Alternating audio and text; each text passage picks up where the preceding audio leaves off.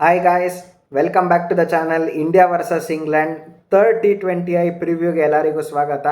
ಈ ವಿಡಿಯೋ ಶುರು ಮಾಡೋದಕ್ಕಿಂತ ಮುಂಚೆ ನಾವು ಕೆಲವೊಬ್ಬರು ಲೆಜೆಂಡ್ ಕ್ಯಾಪ್ಟನ್ಸ್ ಏನಿದ್ದಾರೆ, ಸೌರವ್ ಗಂಗೂಲಿ ಇರ್ಬೋದು, ಇಲ್ಲ ಕೆಲವೊಂದು ಗೇಮ್ಸ್ ರಾಹುಲ್ ದ್ರಾವಿಡ್, ಸಚಿನ್ ತೆಂಡೂಲ್ಕರ್, ಅದಾದಮೇಲೆ ಧೋನಿ, ರೋಹಿತ್, ಕೊಹ್ಲಿ, ಸೊ ಇವ್ರನ್ನೆಲ್ಲ ಸ್ವಲ್ಪ ಪಕ್ಕಕ್ಕೆ ಇಟ್ಬಿಟ್ಟು ಇವಾಗ ಫ್ಯೂಚರಲ್ಲಿ ಏನು ಬರುತ್ತೆ ಕೆಲವೊಂದು ಫೇಲಿಯರ್ಸ್. ಇದಕ್ಕಿಂತ ಮುಂಚೆ ಐರ್ಲೆಂಡ್ ಮೇಲೆ ಏನು ಹೊಸ ಕ್ಯಾಪ್ಟನ್ ಬಂದಾದ್ಮೇಲೆ ಫೇಲಿಯರ್ ಆಯಿತು.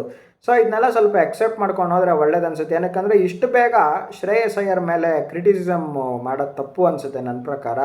ಏನಕ್ಕಂದರೆ ನನ್ನ ಪ್ರಕಾರ ಒಬ್ಬ ಪ್ಲೇಯರ್ ಇಂಡಿಯನ್ ಟೀಮಿಗೆ ಆಡೋದೇ ಗ್ರೇಟು, ಆ್ಯಂಡ್ ಅದರಲ್ಲಿ ಒಬ್ಬನ ಕ್ಯಾಪ್ಟನ್ಸಿ ಸಿಕ್ಕಿದೆ ಅಂದರೆ ನಾವು ಸ್ವಲ್ಪ ಕೊಡಬೇಕಾಗುತ್ತೆ ಚಾನ್ಸಸ್. ಯಾಕಂದರೆ ಯಾಕಿದನ್ನು ಲೆಜೆಂಡ್ಸ್ನ ಫಸ್ಟ್ ಆಫ್ ಆಲ್ ಪಕ್ಕಕ್ಕೆ ಇಡಬೇಕಂತ ನಾನು ಹೇಳ್ತಾ ಇದ್ದೀನಿ ಅಂದರೆ, ಅವರೆಲ್ಲ ಕ್ಯಾಪ್ಟನ್ಸಿಯಿಂದ ಒಬ್ಬರಿಂದ ಒಬ್ರಿಗೆ ಶಿಫ್ಟ್ ಆದಾಗ ಅಷ್ಟು ಕಷ್ಟಪಡಲಿಲ್ಲ.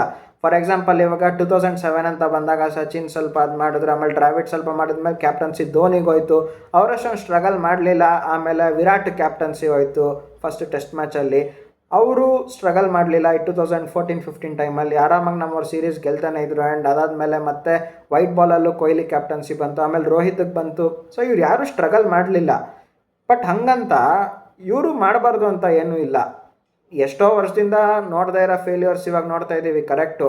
ಎಸ್ಪೆಷಲಿ ಗಂಭೀರ್ ಕೋಚಿಂಗಿಗೆ ಬಂದಮೇಲೆ ಆ್ಯಂಡ್ ಕ್ಯಾಪ್ಟನ್ಸ್ ಎಲ್ಲ ಕೆಲವೊಬ್ಬರು ಚೇಂಜ್ ಆದಮೇಲೆ, ಸೊ ಅದನ್ನ ನಾವು ಎಕ್ಸೆಪ್ಟ್ ಮಾಡಲೇಬೇಕು. ಇಷ್ಟು ಬೇಗ ನಮಗೆ ಶ್ರೇಯಸ್ ಅಯ್ಯರೇ ಬೇಕಾಗಿಲ್ಲ, ನಮಗೆ ಸೂರ್ಯ ವಾಪಸ್ ಬೇಕು, ಇಲ್ಲ ರಜತ್ ಪಟ್ಟಿದಾರಿಗೆ ಚಾನ್ಸ್ ಕೊಡಿ, ಅವರು ಕೊಡಿ, ಇವರು ಕೊಡಿ ಅಂದರೆ ಫ್ಯಾನ್ಸು ಎಲ್ಲರಿಗೂ ಇದ್ದೇ ಇರ್ತಾರೆ. ಬಟ್ ಹಂಗಂತ ಅವ್ರನ್ನ ಇದು ಮಾಡೋದು, ಇನ್ನೊಬ್ಬ ಪ್ಲೇಯರ್ನ ಕೆಳಗಾಕಿ ಮಾತಾಡೋದು ನನ್ನ ಪ್ರಕಾರ ತುಂಬ ರಾಂಗ್ ಅನಿಸುತ್ತೆ. ಇನ್ನೊಂದು 3-4 ಸೀರೀಸ್ ಕೊಡಬೇಕು. ಅದಾದಮೇಲೆ ಆಯಿತು ಏನು ಮಾಡೋಕ್ಕೆ ಆಗ್ತಾಯಿಲ್ಲ ಅಲ್ಲ, ಅವಾಗ ಬೇಕಿದ್ರೆ ಇನ್ನೊಂದು ಕ್ಯಾಪ್ಟನ್ಸಿಗೆ ನೋಡ್ಬೋದು. ಯಾಕಂದರೆ ಎಲ್ಲರೂ ಲೆಜೆಂಡ್ಸ್ ಮಾಡೋದು, ನಮ್ಮ ಲೆಜೆಂಡ್ಸ್ ಏನಿದ್ದಾರೆ ಇವಾಗ ಹೇಳಿದ್ನಲ್ಲ, ಅವ್ರು ಮಾಡೋ ಥರನೇ ಎಲ್ಲರೂ ಮಾಡಿಬಿಟ್ಟಿದ್ರೆ ಏನು ಇದೇ ಇರ್ತಾ ಇರಲಿಲ್ಲ. ಸೊ ಎಲ್ಲರೂ ಒಂದೇ ಥರ ಇರೋಕ್ಕಾಗೋದಿಲ್ಲ. ಶ್ರೇಯಸ್ ಅಯ್ಯರ್ ಹೌದು IPL ಗೆಲ್ಲಿಸಿದ್ದಾರೆ, ಅದಾದಮೇಲೆ ಫೈನಲ್ಸಿಗೆಲ್ಲ ಕರ್ಕೊಂಡೋಗಿದ್ದಾರೆ. ಆಮೇಲೆ ರಂಜಿ ಟ್ರೋಫಿ ಅಂತ ಬಂದಾಗಲೂ ಅಷ್ಟೇ, ಸೈಯದ್ ಮುಸ್ತಕ್ ಅಲಿ, ವಿಜಯ್ ಹಜಾರೆ ಎಲ್ಲದರಲ್ಲೂ ಅಚೀವ್ ಮಾಡಿದ್ದಾರೆ. ಬಟ್ ಹಾಗಂತ ತಕ್ಷಣ ಇಂಟರ್ನ್ಯಾಷನಲಲ್ಲಿ ಎಲ್ಲ ಅಡಾಪ್ಟ್ ಆಗೋಕ್ಕೆ ಸ್ವಲ್ಪ ಟೈಮ್ ಬೇಕಾಗುತ್ತೆ.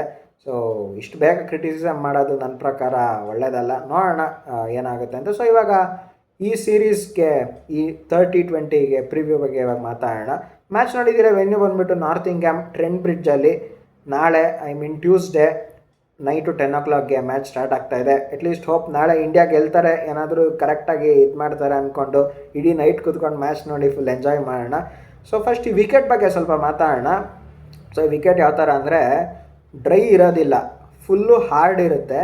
ಹೊಸ ಬಾಲಲ್ಲಿ ಫಸ್ಟ್ 6 ಓವರ್ಸು ಸ್ವಿಂಗು ತುಂಬ ಚೆನ್ನಾಗಿರುತ್ತೆ. ಸೊ ಸ್ವಿಂಗ್ ಬೌಲರ್ಸಿಗೆ ಹೆವಿ ಹೆಲ್ಪ್ಫುಲ್ ಇದೆ. ಆ್ಯಂಡ್ 6 ಓವರ್ಸ್ ಆದಮೇಲೆ ವಿಕೆಟ್ ಫುಲ್ ಫ್ಲ್ಯಾಟ್ ಆಗೋಗ್ಬಿಡುತ್ತೆ. ಆರಾಮಾಗಿ ಬ್ಯಾಟಿಂಗ್ ಚೆನ್ನಾಗಿ ಆಡ್ಬೋದು. ಬಟ್ ಹಂಗಂತ ಬೇರೆ ವೆನ್ಯೂ ಥರ ಬಂದ್ಬಿಟ್ಟು ಇವಾಗ ನಮ್ಮ ಇಂಡಿಯಾದಲ್ಲಿ ಬರ್ತಲ್ಲ 220, 230 ಹಾಗೆಲ್ಲ ಇಲ್ಲೆಲ್ಲ ಬರೋದಿಲ್ಲ. 190 ಅಷ್ಟೇ. ಇಂಗ್ಲೆಂಡಲ್ಲಿ ಎಂಥ ವಿಕೆಟ್ ಏನೇ ಇದ್ರೂ 185, 190 ಅಷ್ಟು ಹೊಡೆದ್ಬಿಟ್ರೆ ಸೇಫು. ಆ್ಯಂಡ್ ಇಂಗ್ಲೆಂಡಲ್ಲಿ ಇನ್ನೊಂದೇನೆಂದರೆ, ಟಾಸ್ ಗೆದ್ಬಿಟ್ಟು ಎಲ್ಲರೂ ಫಸ್ಟ್ ಬ್ಯಾಟಿಂಗ್ ಮಾಡೋಕ್ಕೆ ನೋಡ್ತಾ ಇರ್ತಾರೆ. ಲಾಸ್ಟ್ ಮ್ಯಾಚು ಅಷ್ಟೇ ನಮ್ಮ ಇಂಡಿಯಾದವ್ರು ಗೆಲ್ತಾ ಇದ್ರು. ಒಂದು ಸ್ಮಾಲ್ ಇದರಿಂದ ನನ್ನ ಪ್ರಕಾರ ದೂಬೇಕ್ ಕೊಟ್ಟು ಏನಾರು ಮಾಡಿದರೆ ಏನೋ ನಾವು ಸೇವ್ ಆಗ್ಬೋದಿತ್ತು ನನ್ನ ಪ್ರಕಾರ. ರವಿ ಬಿಷ್ಣಾಯ್ ಅದು ಅಷ್ಟು ಕಾಸ್ಟ್ಲಿ ಆಗಿಬಿಟ್ರಲ್ಲ, ಅದೇ ಪ್ರಾಬ್ಲಮ್. ಇನ್ನು ಕೆಲವೊಬ್ರು ಹೇಳ್ತಾ ಇದ್ದಾರೆ, ಇಲ್ಲ ಗುರು 20-30 ರನ್ ಶಾರ್ಟ್ ಅಂತ. ಖಂಡಿತವಾಗ್ಲೂ ಇಲ್ಲ, ಚೆನ್ನಾಗೇ ಬ್ಯಾಟಿಂಗ್ ಆಡಿದ್ರು ಇಂಡಿಯಾ ಅವರು. 190 ಇಸ್ ಅ ಗುಡ್ ಸ್ಕೋರ್ ನನ್ನ ಪ್ರಕಾರ. ಸೊ ಇಲ್ಲಿವಾಗ ಫಸ್ಟ್ ಇನ್ನಿಂಗ್ಸ್ ಆವರೇಜ್ ಸ್ಕೋರ್ ಅಂತ ಬಂದಾಗ 173 and second innings average score ಅಂತ ಬಂದಾಗ 163. ಸೊ ಸ್ವಲ್ಪ ಸ್ಟ್ಯಾಟ್ಸ್ ಬಗ್ಗೆ ಮಾತಾಡೋಂಗಿದ್ರೆ, ಇಲ್ಲಿ ಓವರಾಲ್ 10 ಗೇಮ್ ನಡೆದಿದೆ. ಅಂದರೆ ಲಾಸ್ಟ್ 10 ಗೇಮ್ಸ್ ಅಂತ ಕನ್ಸಿಡರ್ ಮಾಡಿದ್ರೆ, ಫಸ್ಟ್ ಬ್ಯಾಟಿಂಗ್ ಆಡಿರೋರು 6 ಗೆದ್ದಿದ್ದಾರೆ, ಆ್ಯಂಡ್ ಸೆಕೆಂಡ್ ಬ್ಯಾಟಿಂಗ್ ಆಡಿರೋರು ಬರೀ 4 ಗೆದ್ದಿದ್ದಾರೆ. ಅದೇ ಹೇಳಿದ್ನಲ್ಲ, ಇಂಗ್ಲೆಂಡ್ ಅಂತ ಬಂದಾಗ ಯಾವುದೇ ವೆನ್ಯೂ ಆಗಲಿ ಟಾಸ್ ಗೆದ್ಬಿಟ್ಟು ಫಸ್ಟ್ ಬ್ಯಾಟಿಂಗ್ ಆಡಿದ್ರೆ ಹೆಲ್ಪ್ ಆಗೇ ಆಗುತ್ತೆ. ಇಲ್ಲಿ ವಿನ್ನಿಂಗ್ ಸ್ಕೋರ್ ಅಂತ ಬಂದಾಗ 189 ಹೊಡೆದ್ಬಿಟ್ರೆ ಆರಾಮಾಗಿ ಗೆಲ್ಬೋದು. ಬೈ ಚಾನ್ಸ್ ಏನಾದರೂ 190ಗಿಂತ ಕಮ್ಮಿ ಅಲ್ಲ ಅಂದರೆ ತುಂಬ ಕಷ್ಟ ಆಗುತ್ತೆ. ಇಲ್ಲಿ 190ಗೆ ಟೆಂಪ್ಲೇಟ್ ಸೆಟ್ ಮಾಡ್ಕೊಂಡು ಆಡಿದ್ರೆ ತುಂಬ ಒಳ್ಳೇದು. ಯಾಕಂದರೆ ನಾನು ಬೇರೆ ಪಿಚ್ ಥರ 220 ಹೊಡಿತೀನಿ, 230 ಹೊಡಿತೀನಿ ಅಂದರೆ ಕಂಪ್ಲೀಟ್ ಬ್ಯಾಟಿಂಗ್ ಕೊಲಾಪ್ಸ್ ಆಗೋಗುತ್ತೆ. ಸೊ ಇವಾಗ ಇಲ್ಲಿ 190 ರೀಚ್ ಆಗೋದಕ್ಕೆ 3 ಫೇಸಸ್ ಯಾವ ಥರ ಯೂಟಿಲೈಸ್ ಮಾಡಿಕೊಂಡ್ರೆ ಹೆಲ್ಪ್ ಆಗುತ್ತೆ ಅಂತ ಡಿಸ್ಕಸ್ ಮಾಡೋಣ. ಫಸ್ಟು 6 ಓವರು 1 ವಿಕೆಟ್ ಹೋದರೂ ಪರವಾಗಿಲ್ಲ ಅಂತ 55 to 60 ಸ್ಟಾರ್ಟ್ ಬೇಕೇ ಬೇಕು. ಅಂದ್ರೆ ಅಲ್ಲೂ ಸ್ವಲ್ಪ ನೋಡ್ಕೊಂಡು ಆಡ್ಬೇಕು. ಯಾಕಂದರೆ ಫಸ್ಟು 6 ಓವರ್ ದಾಟಿಬಿಟ್ರೆ ಆಮೇಲೆ ಬ್ಯಾಟಿಂಗ್ ಈಸಿಯಾಗಿ ಆಗುತ್ತೆ. ಸೊ ನೆಕ್ಸ್ಟು 15 ಓವರ್ಸ್ ಅಷ್ಟೊತ್ತಿಗೆ 140 or 135 ಆ ಸ್ಕೋರ್ ಹತ್ತಿರ ಬಂದರೆ ಒಂದು 3-4 ವಿಕೆಟ್ ಹೋಗಿದ್ರು ಪರವಾಗಿಲ್ಲ. ಆಕ್ಸಿಲರೇಷನ್ ಫೇಸ್ ಅಷ್ಟೇ, ಅಲ್ಲಿ ಹೆವಿ ರಿಸ್ಕ್ ತೊಗೊಳಕ್ಕೆ ಹೋಗ್ಬಾರ್ದು ಒಂದು 15 ಓವರ್ಸ್ ತನಕ. ಯಾಕಂದರೆ ಸ್ಟಾರ್ಟ್ ಸಿಗಬೇಕಾಗಿರೋದು ಅದಕ್ಕೆ ಮೇಯ್ನ್ ರೀಸನ್ನು.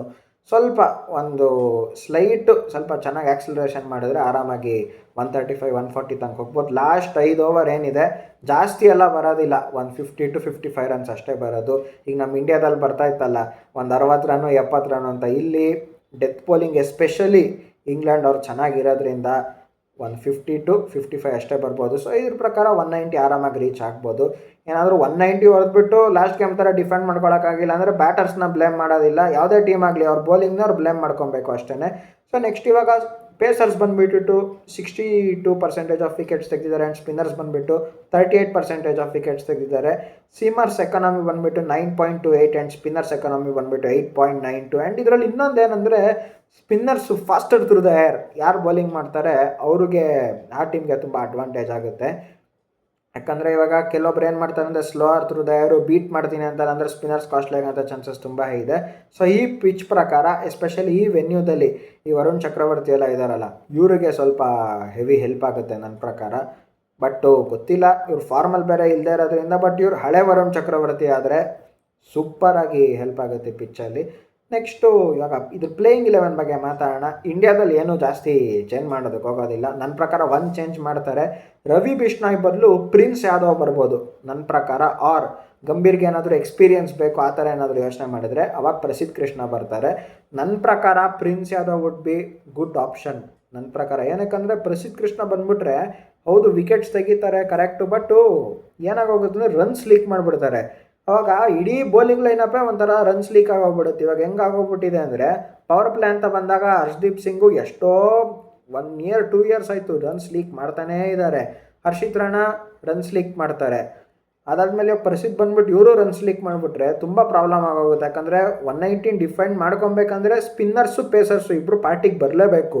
ಆ್ಯಂಡ್ ಇನ್ನೊಂದೇನೆಂದರೆ ವರುಣ್ ಚಕ್ರವರ್ತಿ ಫಾರ್ಮಿಗೆ ಬಂದಿಲ್ಲ. ಆ T20 ವರ್ಲ್ಡ್ ಕಪ್ಪಲ್ಲಿ ಯಾವಾಗ ಒಂದು ಸತಿ ಡೆವಾಲ್ಡ್ ಬ್ರೇವ್ ಈಗಲೂ ಕ್ಯಾಪ್ಕ ಇದೆ, ಡೇವಿಡ್ ಮಿಲ್ಲರು ಡೆವಾಲ್ಡ್ ಬ್ರೇವಿಸು ಹಿಡಿದು ಹಿಂಗೆ ಬಂದು ಹಿಂಗೆ ಹೊಡೆಯೋಕ್ಕೆ ಶುರು ಮಾಡ್ತಾರೆ. ಅವಾಗಿಂದ ವರುಣ್ ಚಕ್ರವರ್ತಿ ಬಂದಿಲ್ಲ ವಾಪಸ್ ಫಾರ್ಮ್ಗೆ. ಅವ್ರು IPL ಆದಮೇಲೆ ಏನೋ ರೀಸನ್ ಕೊಟ್ಟರು, ನಂಗೆ ಅಲ್ಲಿ ಇಂಜುರಿ ಆಗಿತ್ತು ನಾನು ಮಾಡೋಕ್ಕಾಗಿಲ್ಲ ಅಂತ. ನೋಡೋಣ ಏನು ಮಾಡ್ತಾರಂತ. ಲಾಸ್ಟ್ ಗೇಮು ಅಷ್ಟೇ ಸ್ವಲ್ಪ ಆ ಕಡೆ ಈ ಕಡೆ ಮಾಡಿದ್ರು. ಆ್ಯಂಡ್ ಇವಾಗ ನೆಕ್ಸ್ಟು ಇಂಗ್ಲೆಂಡ್ 11 ಬಗ್ಗೆ ಮಾತಾಡೋಂಗಿದ್ರೆ ನನ್ನ ಪ್ರಕಾರ ಒಂದು ಚೇಂಜ್ ನಾನು ಎಕ್ಸ್ಪೆಕ್ಟ್ ಮಾಡ್ತೀನಿ. ಜಾಶ್ ಟಂಗ್ ಆಡಲ್ಲ, ಅವ್ರ ಬದಲು ಸಾಕಿಬ್ ಮಹಮೂದ್ನ ಆಡಿಸೋ ಚಾನ್ಸಸ್ ತುಂಬ ಹೈ ಇದೆ. ಏನಕ್ಕೆ ಜಾಶ್ ಟಂಗು ಇನ್ನೂ T20 ಬೌಲರ್ ಅಲ್ಲ ನನ್ನ ಪ್ರಕಾರ. ಲಾಸ್ಟ್ ಗೇಮ್ ಅಷ್ಟು ಚೆನ್ನಾಗಾಗಲಿಲ್ಲ. ಆ್ಯಂಡ್ ಇನ್ನೊಂದೇನೆಂದರೆ ಒಳ್ಳೆ ಟೆಸ್ಟ್ ಬೌಲರ್ ಇವರು, ಟೆಸ್ಟ್ ಮ್ಯಾಚಲ್ಲಿ ತುಂಬ ಚೆನ್ನಾಗಿ ಮಾಡ್ತಾರೆ. ಈಗ ನನ್ನ ಪ್ರಕಾರ ಈ ಒಂದು ಗೇಮಲ್ಲೇ ಏನಕ್ಕೆ ಇವ್ರು ಇದು ಮಾಡ್ತಾರೆ ಅಂದರೆ ಈ ಮ್ಯಾಚ್ ಏನಾದರೂ ಇಂಗ್ಲೆಂಡ್ ಗೆದ್ದುಬಿಟ್ರೆ ಅವ್ರು ಅದನ್ನೇ ಯೋಚನೆ ಮಾಡ್ತಾ ಇರ್ತಾರೆ. ಗೆದ್ದುಬಿಟ್ರೆ ಇನ್ನು ಸೀರೀಸ್ ಡ್ರಾ ಆಗೋಗುತ್ತೆ, ಸೀರೀಸ್ ಸೋಲ ಭಯ ಇರಲ್ಲ. ಸೊ ಆವಾಗ ಈ ಸೋನಿ ಬೇಕಾರು ಇವ್ರನ್ನೆಲ್ಲ ಇನ್ನು ಕೆಲವೊಬ್ರು ಯಂಗ್ಸ್ಟರ್ಸ್ನ ಟ್ರೈ ಮಾಡ್ಬೋದಿಲ್ಲ, ಮತ್ತು ಜಾಶ್ ಟಂಗ್ನ ತರ್ಬೋದು. ಸೊ ಅದಕ್ಕೋಸ್ಕರ ಈ ಮ್ಯಾಚಿಗೆ ಮಾತ್ರ ನನ್ನ ಪ್ರಕಾರ ಸಾಕಿಬ್ ಮಹಮೂದ್ ವಾಪಸ್ ಬರೋಂಥ ಚಾನ್ಸಸ್ ತುಂಬ ಹೈ ಇದೆ. ಸೊ ಮಿಕ್ಕಿದ್ದೆಲ್ಲ ಸೇಮ್ ಅದೇ 11 ಇಬ್ಬರದು ಅಷ್ಟೇ. ಸೊ ನೆಕ್ಸ್ಟ್ ಇವಾಗ ಎಜ್ಜಿಗೆ ಹೊರಟೋಗೋಣ ಯಾರು ಗೆಲ್ಬೋದು ಅಂತ. ನನ್ನ ಪ್ರಕಾರ ಫಸ್ಟ್ ಇವಾಗ ಬ್ಯಾಟಿಂಗ್ ಬಗ್ಗೆ ಮಾತಾಡೋಣ. ಇಲ್ಲಿ ಹೆಂಗೆ ಟೆಂಪ್ಲೇಟ್ ಸೆಟ್ ಮಾಡಬೇಕಂದ್ರೆ ಫಸ್ಟು 12 ಓವರು ಒಂದು ಕ್ಲೋಸ್ ಟು 100 ಇದ್ದರೆ ಏನಾಗುತ್ತೆ ಅಂದರೆ ಒಂದು ಫುಲ್ ಡಬಲ್ ಆಗೋದಿಲ್ಲ 20 ಓವರ್ಸ್ ಅಷ್ಟೊತ್ತಿಗೆ ಹತ್ತತ್ರ ಡಬಲ್ ಆಗುತ್ತೆ. ಫಾರ್ ಎಕ್ಸಾಂಪಲ್ ಇಲ್ಲಿ 95 to 100 ಇದ್ದರೆ ಫಸ್ಟ್ 12 ಓವರ್ಸು, ಅದಾದಮೇಲೆ ಒಂದು 20 ಓವರ್ಸ್ ಅಷ್ಟೊತ್ತಿಗೆ 185 190 ಆ ಥರ ಬಂದ್ಬಿಡುತ್ತೆ. ಸೊ ಇಲ್ಲಿ ಸೆಟ್ ಮಾಡೋದು ತುಂಬ ಇಂಪಾರ್ಟೆಂಟ್ ಆಗುತ್ತೆ. ಸೊ ಫಸ್ಟ್ ಇವಾಗ ಬ್ಯಾಟಿಂಗ್ ಬಗ್ಗೆ ಮಾತಾಡೋಂಗಿದ್ರೆ ಟಾಪ್ ತ್ರೀ ಓಕೆ, ಏನು ಪ್ರಾಬ್ಲಮ್ ಇಲ್ಲ. ಇಲ್ಲೂ ಅಷ್ಟೇ ಅಭಿಷೇಕ್ ಶರ್ಮಾ, ವೈಭವ್ ಸೂರ್ಯವಂಶಿ, ಅದಾದಮೇಲೆ ಇಶಾನ್ ಕಿಶನ್ ಚೆನ್ನಾಗಿ ಆಡ್ತಾರೆ. ಅಲ್ಲೂ ಅಷ್ಟೇ ಬಟ್ಲರು, ಸಾಲ್ಟು, ಬ್ರೂಕು. ಸೊ ಇವ್ರು 3 ಜನ. ಸೊ ಟಾಪ್ ತ್ರೀ ಏನೂ ಪ್ರಾಬ್ಲಮ್ ಇಲ್ಲ. ಫಸ್ಟ್ 12 ಓವರ್ಸ್ ಓಕೆ ಇಬ್ಬರದೂ. ಅದಾದಮೇಲೆ ತುಂಬ ಇಂಪಾರ್ಟೆಂಟ್ ಆಗೋದು ಇವಾಗ ಏನಂದರೆ 12 to 20. ಸೊ ನಂಬರ್ 4 ಅಂತ ಬಂದಾಗ ಹೌದು ಇಲ್ಲಿ ಶ್ರೇಯಸ್ ಅಯ್ಯರ್ ತುಂಬ ಚೆನ್ನಾಗಿ ಆಡ್ತಾ ಇದ್ದಾರೆ. ಇನ್ನು ದೂಬೆ, ಅಕ್ಷರ್ ಪಟೇಲು ಸ್ವಲ್ಪ ಆ ಕಡೆ ಈ ಕಡೆ. ದೂಬೆಗಂತೂ ಇವಾಗ ಹೌದು ಹೇಳ್ಬೋದು, ಏನು ಗುರು ಸ್ಪಿನ್ನರ್ಸ್ ಹಾಕಿದ್ರು ಹೊಡಿತಾರೆ ಎಲ್ಲರೂ ಯೋಚನೆ ಮಾಡ್ತಾರೆ. ಈಗ ಡೆತ್ ಓವರ್ಸ್ ಅಷ್ಟೊತ್ತಿಗೆ ದೂಬೆ ಬಂದರೆ ಏನು ಮಾಡ್ತಾರೆ, ಕೊಡೋದೇ ಇಲ್ಲ ಸ್ಪಿನ್ನರ್ಸ್ಗೆ. ಫಸ್ಟ್ ಮ್ಯಾಚ್ ಬ್ರೂಕ್ ಅಷ್ಟೇ ಮಿಸ್ಟೇಕ್ ಮಾಡಿದ್ದು, ಅದು ಕೊಟ್ಬಿಟ್ಟು, ಇಲ್ಲಾಂದ್ರೆ ಗ್ಯಾರಂಟಿ ಆವಾಗಲೂ ದೂಬೆಗೆ ಆಗ್ತಾ ಇರಲಿಲ್ಲ ಮಾಡೋದಕ್ಕೆ. ಸೊ ಅದು ಪ್ರಾಬ್ಲಮ್ ಆಗ್ತಾಯಿದೆ. ಸೊ 4 to ನಮ್ಮ ಟೈಲ್ ಅಂತ ಲೆಕ್ಕಕ್ಕೆ ಬಂದಾಗ ನಮ್ಮವ್ರದ್ದು ಏನೂ ಅಷ್ಟಿಲ್ಲ. ಅಕ್ಷರ್ ಪಟೇಲ್ಗೆ ಬ್ಯಾಟಲ್ಲಿ ತಗಲುತ್ತಾನೆ ಇಲ್ಲ, ತುಂಬ ಕಷ್ಟಪಡ್ತಾ ಇದ್ದಾರೆ. ಅದಾದಮೇಲೆ ತಿಲಕ್ ವರ್ಮಾ, ನಾನು 2 months ಬ್ಯಾಕ್ 3 months ಬ್ಯಾಕ್ ಏನು ವೀಡಿಯೋ ಮಾಡಿದಾಗ ಹೇಳ್ತಾ ಇದ್ದೆ ಮುಂಬೈ ಇಂಡಿಯನ್ಸ್ಗೆ ಸ್ಕ್ವಾಡ್ ಪ್ರಿವ್ಯೂಗೆ, ಇವಾಗಲೂ ನಾನು ಅದನ್ನೇ ಹೇಳೋದು. ನಂಬರ್ 3 ಬಿಟ್ಟು ತಿಲಕ್ ವರ್ಮಾ ನೀನು ಬೇರೆ ಎಲ್ಲ ಆಡಿಸಿದ್ರು ಅಷ್ಟೇ. 10 ವರ್ಸಸ್ 11 ಆಗೋಗುತ್ತೆ. ಕಂಪ್ಲೀಟ್ಲಿ ಆ ಸ್ಪಾಟ್ ವೇಸ್ಟು. ಏನಕ್ಕಂದರೆ ಅವ್ರು ಹೆಂಗಂದರೆ ಸ್ವಲ್ಪ ಟೈಮ್ ಬೇಕು, ಅವ್ರೊಂದು 20 ಬಾಲ್ ಆಡಬೇಕು, ಆಮೇಲೆ ಸ್ಟ್ರೈಕ್ ರೇಟ್ ಇಂಪ್ರೂವ್ ಮಾಡ್ಕೊಬೋದು. ಈಗ ನಂಬರ್ 5 ಬಂದುಬಿಟ್ಟಿಲ್ಲ, ನಂಬರ್ 6ಗೆ ಬಂದುಬಿಟ್ಟು ಲಾಸ್ಟ್ ಗೇಮು ಅದಾಯಿತು, ತಿಲಕ್ ವರ್ಮ ಮೇಲೆ ದುಬೆನ್ ಕಳಿಸಿದ್ರು.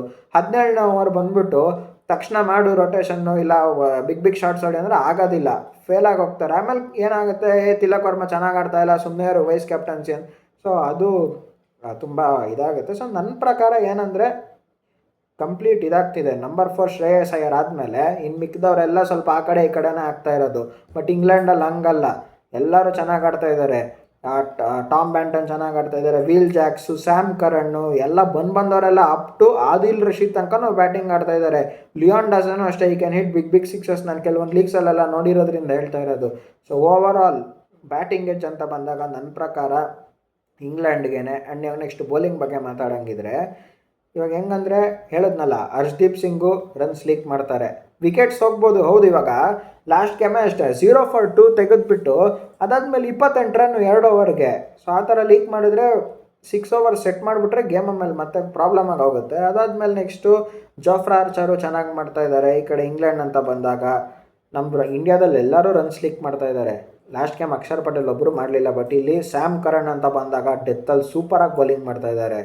ಅದಾದಮೇಲೆ ಸ್ಪಿನ್ನರ್ಸ್ ಅಂತ ಬಂದಾಗಲೂ ಅಷ್ಟೇ, ಆ್ಯಂಡ್ ವಿಲ್ ಜಾಕ್ಸು ಅಷ್ಟೇ, ಆಫ್ ಸ್ಪಿನ್ನರು ಸಾಕಾದಾಗ ಆಗ್ತಾ ಇದ್ದಾರೆ.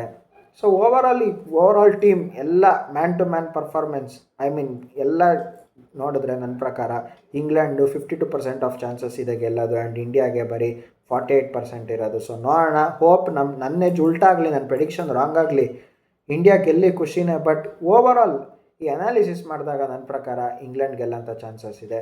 ಸೊ ನೋಡೋಣ ಏನಾಗುತ್ತೆ ಅಂತ. ಸೊ ಏನು ಬಂದರೂ ಹೇಳಿದ್ನಲ್ಲ, ಸ್ವಲ್ಪ ಲೆಜೆಂಡ್ಸ್ನ ಪಕ್ಕಕ್ಕೆ ಇಟ್ಬಿಟ್ಟು ಹೊಸದು ಏನು ಬರ್ತಾ ಇದೆ, ಈ ಫೇಲ್ಯೂರ್ ಆಗಿರ್ಬೋದು ಸ್ವಲ್ಪ ಎಕ್ಸೆಪ್ಟ್ ಮಾಡಿಕೊಂಡು 1, 2, 3 ಸೀರೀಸು ಈ ಫ್ಯಾನ್ಸ್ ಸ್ವಲ್ಪ